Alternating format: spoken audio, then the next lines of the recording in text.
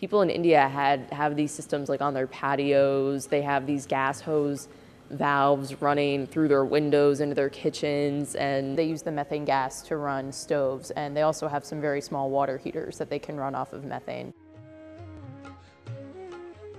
I studied abroad this past summer in India, and I did an experiment with paper waste. So we took newspaper and we put them in a biogas digester, and that was converted then to methane gas. Everybody talked about how great this technology was, and it was transforming lives of rural farmers. And so I started thinking when I was there about practical applications for this in the United States.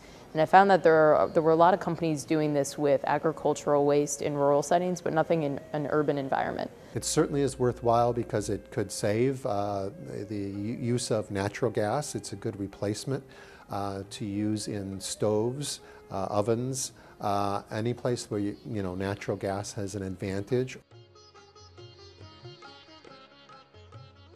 But if you think about it, we put our trash in a garbage can, it goes to the landfill, and then they collect the energy and they bring the energy back. And to me, it would make a lot more sense to just use it on site. It's hard to say right now how much energy it's going to produce, but that's part of what the pilot project is, trying to figure out those numbers.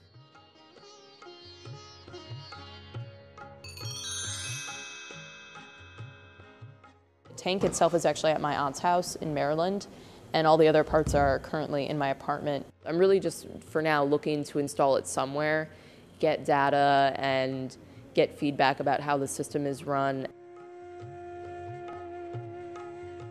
It's potentially explosive, and you do need to ensure that you have a safe process. Even though methane is flammable, you take a risk every time you go to a gas station, but you obviously need to get gas for your car. And I think when you're comparing methane to something like that, methane is much safer. It's just not as widely used, so people don't know that much about it. There is, both kind of an upside and downside about being new in society. And the upside is lots of attention, right? And some people think you're on the cutting edge. The downside is some people think you might be too far out on the edge.